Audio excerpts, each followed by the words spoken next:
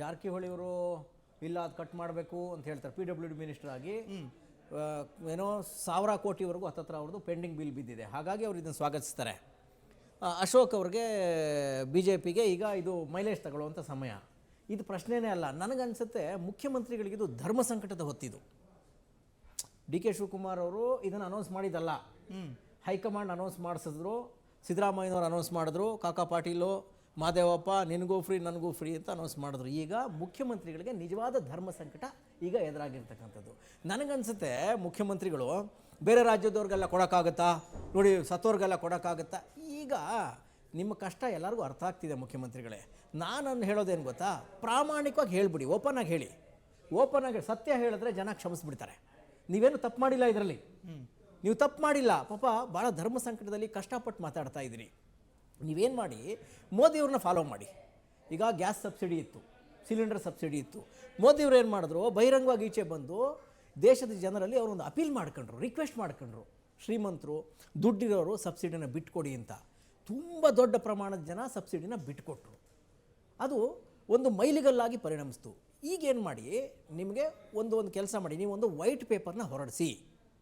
ನೀವು ಗೆಲ್ಲಬೇಕು ಅಂತ ಹೇಳಿದ್ರೆ, ನೀವು ಜನರ ವಿಶ್ವಾಸ ಗೆಲ್ಲಬೇಕು ಅಂತ ಹೇಳಿದ್ರೆ, ಜನರ ಮನಸ್ಸು ಗೆಲ್ಲಬೇಕು ಅಂತ ಹೇಳಿದ್ರೆ, ಇಲ್ಲಪ್ಪ DK ಶಿವಕುಮಾರ್ ಬೇಕು ಅಂತ ಮಾಡ್ತಾ ಇಲ್ಲ, ಅನಿವಾರ್ಯ ಪರಿಸ್ಥಿತಿಯಲ್ಲಿ ಹಿಂಗೆ ಮಾಡ್ತಿದ್ದಾರೆ ಅಂತ ಮೆಸೇಜು ಪಾಸಾಗಬೇಕು ಅಂತ ಹೇಳಿದ್ರೆ, ನೋಡಿ ಸಿದ್ದರಾಮಯ್ಯನವ್ರು ಕೊಟ್ಟಿದ್ರು, ಈಗ DK ಬಂದು ಕೆಡಿಸ್ದ ಅನ್ನುವ ಅಪವಾದ ಹೊತ್ಕೋಬಾರ್ದು ಅಂತ ಹೇಳಿದ್ರೆ, ನೀವು ಒಂದೇ ಒಂದು ಕೆಲಸ ಮಾಡಿ. ಈಗ ರಾಜ್ಯದ ಹಣಕಾಸು ಪರಿಸ್ಥಿತಿಯ ಬಗ್ಗೆ ಒಂದು ಶ್ವೇತ ಪತ್ರವನ್ನು ಹೊರಡಿಸಿ. ಏನು ವಾಸ್ತವ ಇದೆ ಅನ್ನೋದನ್ನು, ಎಲ್ಲೆಲ್ಲಿ ದುಡ್ಡು ಅಭಾವ ಆಗ್ತಾ ಇದೆ, ಏನೇನು ಕೆಲಸ ಮಾಡೋಕ್ಕೆ ಸಾಧ್ಯ ಆಗ್ತಾ ಇಲ್ಲ, MLAಗಳಿಗೆ ಒಂದು ಸಣ್ಣ ಗ್ರಾಂಟ್ ಕೊಡೋಕ್ಕಾಗ್ತಾ ಇಲ್ಲ, ಬೇರೆ ಮೂಲಸೌಕರ್ಯ ನೋಡಿ ರೋಡಲ್ಲಿ ಬಿದ್ದು ಸಾಯ್ತಾ ಇದ್ದಾರೆ ಜನ, ಸ್ಕೂಟ್ರಲ್ಲಿ ಹೋಗಿ ಬೀಳ್ತಾ ಇದ್ದಾರೆ, ಗುಂಡಿಗಳು ಮುಚ್ಚೋಕ್ಕೂ ದುಡ್ಡಿಲ್ಲ. ಆ ಕಾರಣಕ್ಕೋಸ್ಕರ ನಮಗೆ ಕಷ್ಟ ಆಗ್ತಾ ಇದೆ. ಕರ್ನಾಟಕದ ಮಹಾಜನರೇ, ದಯಮಾಡಿ ಯಾರು ಉಳ್ಳವರಿದ್ದೀರಿ, ದುಡ್ಡಿರೋರು ಯಾರಿದ್ದೀರಿ, ಅವ್ರು ದಯಮಾಡಿ ಗ್ಯಾರಂಟಿಗಳನ್ನ ಬಿಟ್ಕೊಡಿ.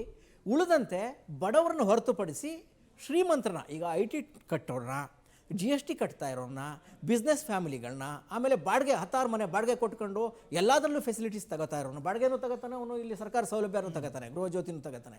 ಇಂಥದ್ದನ್ನು ಕಟ್ ಮಾಡೋಕ್ಕೆ ಅಂತ ನಾನು ಹೊರಟಿದ್ದೀನಿ. ದಯಮಾಡಿ ನಿಮ್ಮೆಲ್ಲರ ಸಹಕಾರ ಬೇಕು ಅಂತ ನೀವು ಕೈ ಮುಗಿದು ಒಂದು ವಿನಂತಿ ಮಾಡ್ಕೊಳ್ಳಿ. ಹಾಗೆ ಮಾಡ್ಕೊಂಡ್ರೆ ನಿಮಗೆ ಖಂಡಿತವಾಗಿ ಜನಬೆಂಬಲ ಸಿಗುತ್ತೆ. ನಿಮಗೆ ಈ ಕಳಂಕದಿಂದ, ಈ ಅಪವಾದದಿಂದ ನೀವು ಹೊರಗಡೆ ಬರ್ತೀರಿ. ಎರಡನೇದು ಸರ್, BJP ಹೇಳ್ಕೊಳ್ಳಿ, ಪಾಪ ಅವ್ರು ಏನು ಬೇಕೋ ಹೇಳ್ತಾರೆ, ಅವ್ರು ಮಾಡೋಕ್ಕಾಗುತ್ತಾ? ನೆಕ್ಸ್ಟ್ ಅವರೇ ಗೌರ್ಮೆಂಟ್ ಬಂದರೂ ಕೂಡ ಇದನ್ನು ಪಂಚ ಗ್ಯಾರಂಟಿಗಳನ್ನ ಅನುಷ್ಠಾನಕ್ಕೆ ತರೋಕ್ಕಾಗತ್ತಾ? ರಿಸ್ಟ್ರಿಕ್ಷನ್ ಹಾಕಲೇಬೇಕಲ್ವಾ? ಎರಡನೇದು ಏನು ಮಾಡಿ, ಈಗ ನೀವು ಮಾಡ್ತಿರುವ ಈಗ ಹೊಸ ಅಪ್ಲಿಕೇಶನ್ ಹಾಕಬೇಕು ಅಂತ ಹೇಳ್ಬಿಟ್ಟಿದ್ದೀರಿ, ಅಧಿಕಾರಶಾಹಿಗೆ ಕೀ ಕೊಟ್ಬಿಟ್ಟಿದ್ದೀರಿ, ಚಾಟಿ ಕೊಟ್ಬಿಟ್ಟಿದ್ದೀರಿ. ಅವರು ಸುಮ್ಮನೆ ಬಿಡಲ್ಲ ಸರ್. ಈಗ ಪಾಪ ಅಮಾಯಕ ತಾಯಂದಿರನ್ನ, ಅಜ್ಜಿದಿರನ್ನ, ಅದಕ್ಕೆ ಅಂತ ಜಾತಕ ಪಕ್ಷಿ ಥರ ಕಾಯ್ಕೊಂಡು ಕೂತಿರೋ ಹೆಣ್ಣು ಮಹಿಳೆಯರನ್ನ, ತಾಯಂದಿರನ್ನ ಹಿಂಸೆ ಕೊಡೋಕ್ಕೆ ಶುರು ಮಾಡ್ತಾರೆ. ಅವ್ರೀಗ ಆಫೀಸಿಗೆ ಓಡಿ ಬರಬೇಕು. ಅವರು ಅಲ್ಲಿ ಯಾರೋ ಒಬ್ಬ ಲೋಕಲ್ ಬ್ರೋಕರ್ನ ಹಿಡ್ಕೊಂಡು ಬರಬೇಕು, ನಮ್ದು ಹೊರಟೋಗುತ್ತಾ ಅಂತ. ಅವರು ಲಿಟ್ರಲಿ ನಡಗೋಗಿದ್ದಾರೆ. ನೀವು ಬಂದ ಮೇಲೆ ನೀವು ಕೊಟ್ಟ ಸ್ಟೇಟ್ಮೆಂಟ್ ಇದೆಯಲ್ಲ, ಗ್ಯಾರಂಟಿಗಳಿಗೆ ಏನೋ ಗೃಹಲಕ್ಷ್ಮಿಗೆ ಏನೋ ಕತ್ರಿ ಹಾಕ್ತೀವಿ ಅಂತ ಹರಿದಾಡ್ತಾ ಇದೆಯಲ್ಲ, BJP ಹೇಳ್ತಿದ್ದಾರೆ, ನೀವು ಹೇಳ್ತಾ ಇದ್ರಿ, ಎಲ್ಲರೂ ಹೇಳ್ತಾ ಇದ್ದಾರೆ. ಇದರಿಂದ ಕಾಮನ್ ಏನೋ ಆ ತಾಯಂದಿರ ಮನಸ್ಸಲ್ಲಿ ಭಯ ಹೋಗಿದೆ. ಏನೋ ಒಂದು ಭರವಸೆ ಇತ್ತು ಕಳೆದ 3 ವರ್ಷದಿಂದ, 1-2 ತಿಂಗಳಿಗೆ ಒಂದು ಸರಿ ಬರಲಿ, 3 ತಿಂಗಳಿಗೆ ಬರಲಿ, 2000 ಕೊಟ್ಟಿದ್ದು ಅವ್ರಿಗೆ ಒಂದು ರೀತಿಯ ಆರ್ಥಿಕ ಸ್ವಾವಲಂಬಿತನ ಬಂದಿತ್ತು. ಜೊತೆಗೆ ಒಂದು ನೆಮ್ಮದಿ ಇತ್ತು ಅವರಲ್ಲಿ. ಒಂದು ದುಡ್ಡಿನ ಮುಖ ನೋಡಿ ಅವರ ಮುಖದಲ್ಲಿ ಖುಷಿ ಇತ್ತು. ಆ ಖುಷಿ ಕಾಣೆಯಾಗಿದೆ. ಇದನ್ನು ನೀವು ಹೋಗಲಾಡಿಸಬಾರ್ದು. ಅರ್ಹರಿಗೆ, ಬಡವರಿಗೆ ನಾವು ಕೊಡ್ತೀವಿ ಅಂತ ಘಂಟಾಘೋಷವಾಗಿ ನೀವು ಹೇಳಿ. ಆಮೇಲೆ ಈ ಅಧಿಕಾರಿಗಳನ್ನ ಅವ್ರ ಮನೆ ಬಾಗಿಲಿಗೆ ಕಳಿಸಿ. ಇವರು ಆಫೀಸಿಗೆ ಬಂದು ಮತ್ತೆ ಆ ತಾಯಂದರು ಕಣ್ಣು ಕಾಣದೇ ಇರೋರು ಎಷ್ಟು ಜನ ಇದ್ದಾರೆ, ಕೈ ಕಾಲು ಆಡದೇ ಇರೋರು ಎಷ್ಟು ಜನ ಇದ್ದಾರೆ, ಅವ್ರಿಗೆ ಆಫೀಸ್ನೇ ನೋಡದೇ ಇರೋರು ಎಷ್ಟು ಜನ ಇದ್ದಾರೆ. ಹೇಗೋ ಈಗ ಫೆಸಿಲಿಟೀಸ್ ಹೋಗ್ತಾ ಇದೆ, ಅದನ್ನು ಏಕಾಏಕಿ ನಿಲ್ಲಿಸಿ ಹೊಸದಾಗಿ ಅಪ್ಲಿಕೇಶನ್ ಹಾಕಬೇಕು ಅಂತ ಹೇಳಿ ಈ ರೀತಿಯ ಹಿಂಸೆ ಕೊಡುವ ಕೆಲಸವನ್ನು ಮಾಡಬೇಡಿ. ಇವರೆಲ್ಲ ಮಾಡಿರೋ ಪಾಪದ ಕೆಲಸ ನಿಮ್ಮ ಹೆಗಲೇ ಇರ್ತದೆ. ಯಾಕೆ ನಿಮ್ಮ ಆಫೀಸರ್ಸ್ಗಳಿಗೆ ಗೊತ್ತಿರಲಿಲ್ವಾ ಇದು? ಯಾರು ಎಕ್ಸ್ಟ್ರಾ ತಗೋತಾ ಇದ್ದಾರೆ ಏನು ಅಂತ ಗೊತ್ತಿಲ್ವಾ? ಮೊನ್ನೆ ಹೆಲ್ತ್ ಡಿಪಾರ್ಟ್ಮೆಂಟಿಂದ ಯಾರೋ ಫೋನ್ ಮಾಡಿದ್ರು, ಹೆಲ್ತ್ ಅಂತೀನಿ ಏನೋ ಆಹಾರ ಇಲಾಖೆಯಿಂದ ಫೋನ್ ಮಾಡ್ತಿದ್ರು. ಅವ್ರು ಹೇಳ್ತಾ ಇದ್ರು, ಮುಖ್ಯಮಂತ್ರಿಗಳೇ ಇವರು ಕಡಿತ ಮಾಡಿ ಕಾರ್ಡ್ಗಳನ್ನ ಅಂತ ಮಾಡಿದ್ರೆ ಏನು ಮಾಡ್ತಾರಂತೆ ಗೊತ್ತಾ? ಆಹಾರ ಇಲಾಖೆ ಅಧಿಕಾರಿಗಳು ಯಾರು ಎಲಿಜಿಬಲ್ ಇರ್ತಾರೋ ಅವ್ರದ್ದು ಕಟ್ ಮಾಡಿಬಿಡ್ತಾರಂತೆ ಕಾರ್ಡ್ಗಳು.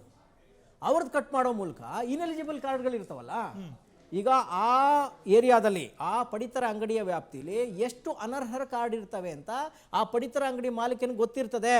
ಆಮೇಲೆ ಅಲ್ಲಿನ ಫುಡ್ ಆಫೀಸರ್ ಇರ್ತಾನಲ್ಲ, ಅವನ ಹತ್ರ ಪಕ್ಕಾ ಲೆಕ್ಕ ಇರುತ್ತೆ. ಆ ಅನರ್ಹರ ಕಾರ್ಡ್ಗಳನ್ನ ಜೀವಂತವಾಗಿಟ್ಟು ಇವರು ಒಂದೊಂದು ಪಡಿತರ ಅಂಗಡಿಯಿಂದ ಇಷ್ಟು ಅಂತ ಒಂದು ಕಾರ್ಡ್ಗೆ 10 ರೂಪಾಯಿ ಕಮಿಷನ್ ತಗೋತಾರಂತೆ. ನನಗೆ ಪಡಿತರ ಅಂಗಡಿಯವರು ಮತ್ತು ಆಫೀಸರ್ಸ್ಗಳು ಹೇಳಿದ್ದು, ಆಹಾರ ಇಲಾಖೆ ಆಫೀಸರ್ಸ್ಗಳು ಹೇಳಿದ್ದು. ಅವ್ರೇನು ಮಾಡ್ತಾರೆ, ನೀವು ಕಟ್ ಮಾಡಿ ಅಂತ ಇಲ್ಲಿಂದ ಆದೇಶ ಮಾಡಿದ ತಕ್ಷಣ ಎಲಿಜಿಬಲ್ ಇರೋರನ್ನ ಕಟ್ ಮಾಡಿಬಿಟ್ಟು ಅವ್ರೇನು ಮಾಡ್ತಾರೆ, ದಂಗೆ ಎಬ್ಬಿಸ್ತಾರೆ ಆಫೀಸರ್ಸ್ಗಳು. 3ನೇ ದರ್ಜೆ ಅಧಿಕಾರಿಗಳು ಹೇಸಿಗೆ ತಿನ್ನೋಕ್ಕೋಸ್ಕರ ಅರ್ಹರಿಗೆ ಬರೆ ಎಳಿತಾರೆ, ಅನರ್ಹರಿಗೆ ಮಣೆ ಹಾಕ್ತಾರೆ, ಓನ್ಲಿ ಬಿಕಾಸ್ ಆಫ್ ಕಮಿಷನ್ ದಂಧೆ. ಇದು ವಾಸ್ತವ. ಹೀಗಿರೋ ಸಂದರ್ಭದಲ್ಲಿ ಯಾಕೆ ನಿಮ್ಮ ಆಫೀಸರ್ಗಳನ್ನ ಮನೆ ಮನೆ ಕಳಿಸಿ ಸರ್ವೆ ಮಾಡಿ ಯಾರು ಎಲಿಜಿಬಲ್ ಇದ್ದಾರೆ ಅಂತ ಕೊಡೋಕ್ಕೆ ಎಷ್ಟೊತ್ತು? ಅದರ ಬದಲು ನೀವೇನಾದ್ರು ಈ ರೀತಿ ಕಟ್ ಮಾಡಿ ಮತ್ತೆ ಅಪ್ಲಿಕೇಶನ್ ಹಾಕಿ ಆ ಕೋಲಾಹಲ ಎದ್ದೇಳುತ್ತಲ್ಲ ಮುಖ್ಯಮಂತ್ರಿಗಳೇ, ಅಲ್ಲಿ BJPಗೂ ಮೈ ಕಾಯಿಸ್ಕೋತಾರೆ, ಬೆಂಕಿ ಕಾಯಿಸ್ಕೋತಾರೆ. ನಿಮ್ಮ ಎದುರಾಳಿಗಳಿದ್ದಾರೆ ನಿಮ್ಮ ಪಾರ್ಟಿರು, ಅವರು ಅದರ ಅಡ್ವಾಂಟೇಜ್ ತಗೋತಾರೆ. ನಿಮ್ಮ ಮುಖಕ್ಕೆ ಮಸಿ ಬಳಿಯೋ ಕೆಲಸನ ವ್ಯವಸ್ಥಿತವಾಗಿ ಇವರೆಲ್ಲ ಸೇರ್ ಮಾಡಿಬಿಡ್ತಾರೆ. ಜೊತೆಗೆ ನಿಮ್ಮ ಬ್ಯೂರೋಕ್ರಸಿ ನೆನ್ನೆ ಹೇಳ್ತಾ ಇದ್ದೀರಿ ನೀವು, 10 ರೂಪಾಯಿ ತಗೊಳಕ್ಕೆ ನಾನು ಬಿಡಲ್ಲ, 10 ಗಂಟೆಗೆ ಬಂದು ಕೆಲಸ ಮಾಡಬೇಕು, ಆಲ್ರೆ ರೊಚ್ಚಿಗೆಳ್ತಾರೆ ಅವರು. ನಮ್ಮಂಥ ಏನೋ ಪತ್ರಕರ್ತರನ್ನ ನಿಮ್ಮಂಥ ಮುಖ್ಯಮಂತ್ರಿಗಳನ್ನ ಹಲವು ಜನ ನೋಡ್ಬಿಟ್ಟಿದ್ದಾರೆ. ಅವರು ಬ್ಯೂರೋಕ್ರಸಿ ಇದೆಯಲ್ಲ ಅದರಂಥ ಇನ್ನೊಂದು ಇಲ್ಲ, ಹೇಳೋಂಗಿಲ್ಲ. ಅದೇನು ಮಾಡುತ್ತೆ, ತನ್ನ ಸ್ವಾರ್ಥಕ್ಕೆ, ತನ್ನ ಲಂಚಗುಳಿತನಕ್ಕೆ ಹೇಗೆ ಬೇಕೋ ಹಾಗೆ ಜನನ ಬಳಸ್ಕೊಳ್ತದದು. ಆಮೇಲೆ ಆಫೀಸರ್ಸ್ಗಳನ್ನು, ಸೀನಿಯರ್ ಆಫೀಸರ್ಗಳನ್ನ ಕೆಳಗಡೆಯವರು ಬ್ಲೇಮ್ ಮಾಡ್ತಾರೆ, ಅವ್ರ ಮೇಲೆ ಕಳಂಕ ಹೋಗೋ ಥರ ನೋಡ್ಕೋತಾರೆ, ರಾಜಕಾರಣಿಗಳ ಮೇಲೆ ಕಳಂಕ ಹೋಗೋ ಥರ ನೋಡ್ಕೋತಾರೆ. ಕೆಲವು ರಾಜಕಾರಣಿಗಳು ಅದಕ್ಕೆ ಪುಷ್ಟಿ ಕೊಟ್ಟು ಆಫೀಸರ್ಸ್ಗಳನ್ನೇ ಬಿಟ್ಟು ಇಡೀ ಗೊಂದಲದ ಏನೋ ಆ ಮಸಿಯನ್ನು ನಿಮ್ಮ ಮುಖಕ್ಕೆ ಬಳಿಯೋಕ್ಕೆ ಅಂತ ನೋಡ್ತಾರೆ. ನೀವು ದಯಮಾಡಿ ನಾನು ಹೇಳೋದೇನು ಗೊತ್ತಾ, ಒಂದು ಶ್ವೇತಪತ್ರವನ್ನು ಇವತ್ತು ಹೊರಡಿಸಿ, ನಾಳೆನೇ ಹೊರಡಿಸಿ, ಹಿಂಗಿದೆ ರಾಜ್ಯದ ಆರ್ಥಿಕ ಪರಿಸ್ಥಿತಿ, ಹಿಂಗಿದೆ, 2 ವರ್ಷ ಸಕ್ಸಸ್ಫುಲಿ ನಾನು ಆಡಳಿತ ನಡೆಸಬೇಕು, ಆಮೇಲೆ ರಾಜ್ಯ ಪ್ರಗತಿ ಕಡೆ ಹೆಜ್ಜೆ ಇಡಬೇಕು. ಗ್ಯಾರಂಟಿ ಹೌದು, ಬಡವ್ರಿಗೆ ಹೆಲ್ಪ್ ಮಾಡಬೇಕಾದ್ದು ಸರ್ಕಾರದ ಆದ್ಯ ಕರ್ತವ್ಯ.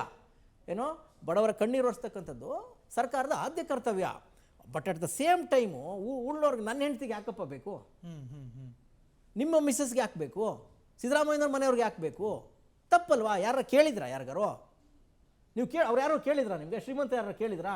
IT ಪೇಯರ್ಸ್ ನಿಮಗೆ ಕೇಳಿದ್ರಾ? ಅರ್ಜಿ ಹಾಕಿದ್ರಾ? ಕೊಟ್ಬಿಟ್ರಿ. ಅವತ್ತು ಆಫೀಸರ್ಸ್ಗಳ ಮೇಲೆ ನೀವು ಕಂಟ್ರೋಲ್ ಮಾಡಲಿಲ್ಲ. ಇದನ್ನ ಈಗ ನೋಡಿ, ಮೊನ್ನೆ ಇಷ್ಟು ಅನಧಿಕೃತವಾಗಿ ಸತ್ತೋರ್ಗೆಲ್ಲ ಹೋಗ್ತಾ ಇದೆ ಅಂತ ಹೇಳಿದ್ರಲ್ಲ, ಸುಮ್ಮನೆ ಕೊಡ್ತಾ ಇದ್ದಾರೆ ಅಂತ ಅನ್ಕೊಂಡಿದ್ದೀರಾ ನೀವು? ಅವ್ರಿಗೆಲ್ಲ ಗೊತ್ತಿದೆ. ಇದಕ್ಕೆ ಯಾರನ್ನು ಹೊಣೆ ಮಾಡ್ತೀರಿ? ಫಸ್ಟು ಆ ಹರ್ಷ್ ಗುಪ್ತಾ ಅಂತವ್ರನೋ, ಮನೀಶ್ ಮೌದ್ಗಿಲ್ ಅಂತವ್ರನೋ, ಇಂಥವ್ರು ಒಂದು ಸುಮಾರು ಜನ ಇದ್ದಾರೆ. ನೀವು ಟಾಸ್ಕ್ ಕೊಟ್ಟರೆ ಕಂಪ್ಲೀಟ್ ಕೆಲಸ ಮಾಡಿ ಮುಗಿಸ್ತಾರೆ. ಈ ಅನಧಿಕೃತವಾಗಿ ದುಡ್ಡು ಹೋಗಿದೆಯಲ್ಲ, ಸರ್ಕಾರದ ದುಡ್ಡನ್ನು ನುಂಗಿದಾರಲ್ಲ, ಅದಕ್ಕೆ ಕಾರಣವಾದ ಆಫೀಸರ್ಸ್ಗಳನ್ನ ಫಸ್ಟ್ ಹೆಡೆಮುಡಿ ಕಟ್ಟಿ ಅಲ್ಲಿಗೆಲ್ಲ ಸರಿ ಹೋಗ್ತದೆ. ಇಲ್ಲದೆ ಇದ್ರೆ ನಾವು ನೀವು ಇಲ್ಲಿ ಕೂತು ಕಿರ್ಚಾಡ್ತಾ ಇರ್ತೀವಿ, ನೀವು ಆದೇಶ ಮಾಡ್ತಾ ಇರ್ತೀರಿ. ಗ್ರಾಸ್ ರೂಟ್ ಲೆವೆಲಲ್ಲಿ, ಗ್ರೌಂಡ್ ಲೆವೆಲಲ್ಲಿ ಅವನು ಏನು ಮಾಡಬೇಕು ಮಾಡ್ತಾ ಇರ್ತಾನೆ. ಕೆಳದರ್ಜೆ ಅಧಿಕಾರಿ ಅವನು ಅರ್ಹರನ್ನು ಮುಗಿದು ಕಳಿಸ್ತಾ ಇರ್ತಾನೆ, ಎದ್ದೋಗುವಂತೆ ಕಳಿಸ್ತಾ ಇರ್ತಾನೆ. ಅನರ್ಹರ ಅವನಿಗೂ, ಆ ಪಡಿತರ ಅಂಗಡಿಯವನಿಗೂ, ಅಥವಾ ಏನೋ ಆ ಮನೆ ಮಾಲೀಕನಿಗೂ ಇನ್ನೊಂದು ಮತ್ತೊಂದು ಹಿಂಗೆ ಮುಲಾಕಾತ್ ಇರ್ತದೆ ಅವ್ರ ಮಧ್ಯೆ. ಅವ್ರೇನು ಮಾಡ್ತಾರೆ, ವ್ಯವಸ್ಥಿತವಾಗಿ ಸರ್ಕಾರದ ಹಣನ ಈ ರೀತಿ ಏನೋ ಪೋಲಾಗೋ ಥರ ಅವ್ರು ನೋಡ್ಕೋತಾರೆ, ಕಳಂಕವನ್ನು ನಿಮ್ಮ ಮುಖಕ್ಕೆ ಅಂಟಿಸ್ತಾರೆ. ಹಾಗಾಗಿ ಮುಖ್ಯಮಂತ್ರಿಗಳೇ ಮತ್ತೆ ಫ್ರೀಡಮ್ ಟಿವಿ ಹೇಳುತ್ತೆ, ಒಂದು ಶ್ವೇತಪತ್ರವನ್ನು ಹೊರಡಿಸಿ ನರೇಂದ್ರ ಮೋದಿಯವರ ಮಾದರಿಯಲ್ಲಿ ಒಂದು ಮನವಿನ ಮಾಡ್ಕೊಳ್ಳಿ. ಕನ್ನಡಿಗರ ಏನೋ ಪಾದಗಳಿಗೆ ಏನೋ ನನ್ನ ಹಣೆ ಇಟ್ಟು ಕೇಳ್ತಾ ಇದ್ದೇನೆ, ಹಿಂಗೆ ಸಮಸ್ಯೆ ಇದೆ, ದಯಮಾಡಿ ನನಗೆ ಒಂದು ದಾರಿ ತೋರಿಸಿ ಅಂತ ಕೇಳಿ. ಲಕ್ಷ ಜನ ನೀವು ಬಿಟ್ಕೊಡದೇ ಇದ್ದರೆ ನನ್ನ ಹೆಸರು ಬೇರೆ ಕರೀರಿ. ಹಾಗಾಗಿ ನಾವು ಹೇಳೋದಿಷ್ಟೇ, ಮುಖ್ಯಮಂತ್ರಿಗಳ ಅನಿವಾರ್ಯತೆ ನಮ್ಗೆ ಅರ್ಥ ಆಗಬೇಕು ಕರ್ನಾಟಕ ಜನಕ್ಕೆ. BJP ಹೌದು, ಅವರ ನೆಕ್ಸ್ಟ್ ಎಲೆಕ್ಷನ್ಗೆ ಏನು ಸ್ಟ್ರಾಟಜಿ ಮಾಡಬೇಕು ಮಾಡ್ತಾ ಇದ್ದಾರೆ. But at the same time ನಿಮ್ಮ ಪಾರ್ಟಿಯವರು ಕೂಡ ನಿಮಗೆ ಗೊತ್ತಿರಬೇಕು. ಶ್ರೀನಿವಾಸ್ ಪ್ರಸಾದ್ ಅವರು ಒಂದು ಮಾತು ಹೇಳಿದ್ರು ಸರ್, ಸಿದ್ದರಾಮಯ್ಯ ಅವರು ಅನ್ನಭಾಗ್ಯವನ್ನು ಘೋಷಣೆ ಮಾಡಬೇಕಾದ್ರೆ ಎಲ್ಲರೂ ಟೀಕೆ ಮಾಡ್ತಾ ಇದ್ರು ಸರ್. ಈ ಮಧ್ಯೆ ಸರ್, ಈಗ ಗ್ಯಾರಂಟಿ ಅನುಷ್ಠಾನದ ಉಪಾಧ್ಯಕ್ಷರು ದಿನೇಶ್ ಗೋಳಿಗೌಡರು ಫೋನ್ ಸಂಪರ್ಕದಲ್ಲಿದ್ದಾರೆ. ಸರ್ ನಮಸ್ಕಾರ. ಸಂಪರ್ಕ ಕಡಿತಾ ಆಯ್ತು ಅನ್ಸುತ್ತೆ ಸರ್, ಮಾತನಾಡ್ತಾ ಇದ್ರು. ರೇವಣ್ಣವರು ಮಾತಾಡಿದ್ರೆ ಮಾತಾಡೋಣ, ಎಷ್ಟಿದೆ ಏನಿದೆ, ಅವರೇನು ಸೂಪರ್ವೈಸ್ ಮಾಡ್ತಾ ಇದ್ದಾರೆ ಅಂತ ಕೇಳೋಣ. ಗುಳಿಗೌಡರು ಮಾತಾಡಿದ್ರೆ ತಗೊಳ್ಳಿ. ನಾನು ಹೇಳೋದು ಸರ್, ಮುಖ್ಯಮಂತ್ರಿಗಳ ಮುಂದೆ ಒಂದು ಒಳ್ಳೆಯ ಅವಕಾಶ ಇದೆ. ಅವರು ಜನರ ಎದುರುಗಡೆ ಸರೆಂಡರ್ ಆಗೋದು ಎಲ್ಲಕ್ಕಿಂತ ದೊಡ್ಡ ಕೆಲಸ. ಅವ್ರು ಸರೆಂಡರ್ ಆದರೆ ಅವ್ರನ್ನ ಇಡೀ ಕರ್ನಾಟಕ ಜನ ಕಾಪಾಡ್ತಾರೆ. ಲಕ್ಷ ಜನ ಬಿಟ್ಕೊಡ್ತಾರೆ, ಇದು ಗ್ಯಾರಂಟಿಗಳು ಬಿಟ್ಕೊಡ್ತಾರೆ. But at the same time ನೀವೇನು ಮಾಡಿ, ನಿಧಾನಕ್ಕೆ ಅದನ್ನು ಈಗ GST ಕಟ್ಟೋರಿಗೆ ನೀವು ಕೊಡಿ ಅಂತ ನಾವು ಕೇಳೋಕ್ಕಾಗತ್ತೆ ಸರ್?